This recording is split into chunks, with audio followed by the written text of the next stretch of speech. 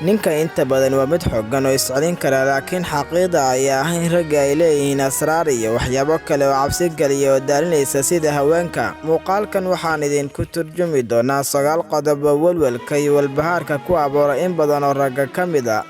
Qaabka jirka. Haweenka waxay bartaan sida jirkooda ay u kobciyaan iyo xirfadiisa si jirkoodu u noqdo mid soo jiidasho leh.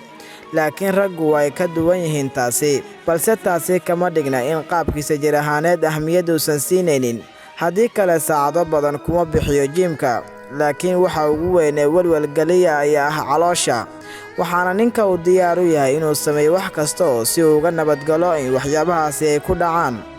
Aragtida ragga ee dhererka waxa uu ka mid yahay shuruucda asaasiga ah si uu u noqdo mid ay rajaynayso haweeney kasta.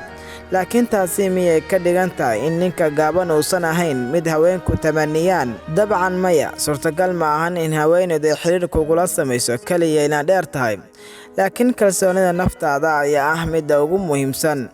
Sidaasi daraaddeed, haddii aad tahay qof gaaban, waxba ha ka walwalin. Muhiim maahan xajmiga jir ahaaneed aad leedahay, balse muhiim waxa ah xajmiga qalbigaaga uu gaarsiisan yahay.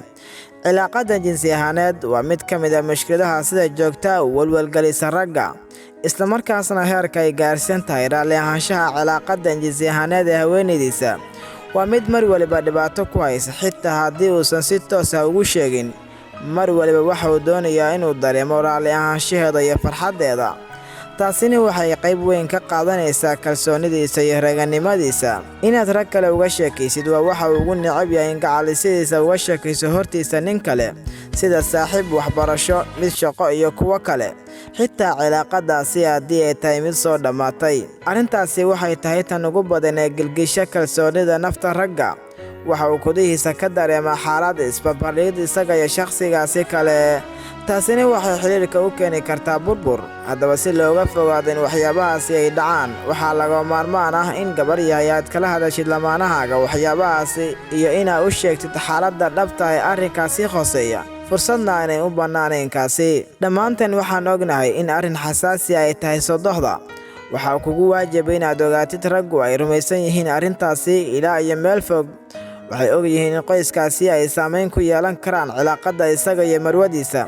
Sidaas daraaddeed, haweeneyda waxaa ku waajiba inay ka shaqayso cilaaqada iyada, xaaskeeda iyo qoyskeeda si ay u noqon lahayd meesha ugu sarreysa.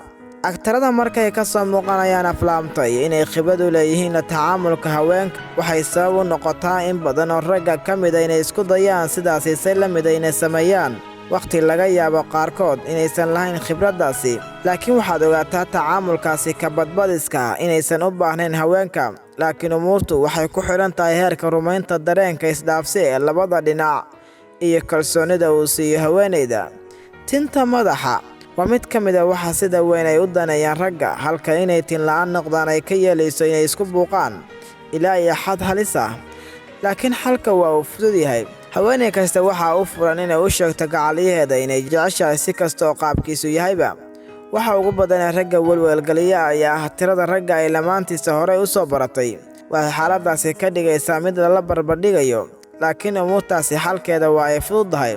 Waxa muhiim ah haweeneyda inay ku wargeliso gacaliyaheeda waxa dhacay inay hayeen kuwo hore oo la soo dhaafay, isla markaasna hadda ay si wadajir ah u joogaan oo arrintu aysan walwal u baahnayn. Cabbiridda dareenka. Inta badan aabbayaasha waxay carruurtooda kula taliyaan inaysan ooyin. Waxay aaminsan yihiin in raggu uusan ooyin. Laga yaabaa intaasi ay u sameynayaan u tababaridda inay noqdaan kuwo xoogan si ku filan isu difaacidda qoyskooda iyo naftooda mustaqbalka. Ragga ma jecla inay bannaanka ay soo dhigaan waxa ay dareemayaan, balse taasi waa arrin xun. Bini'aadam kasta waxaa muhiim ah inuu cabbiro dareenkiisa xaqiiqiga ah, isla markaasna uusan qarsan. Raggu waa bashar bilow ilaa dhammaad, oo hintuna ma ahan mid daliil u ah daciifnimo. Haddii aad aragto canugaaga ooynaya, ha ka hor istaagin inuu ooyo, bal waa inaad ogaataa sababta uu la ooyayo.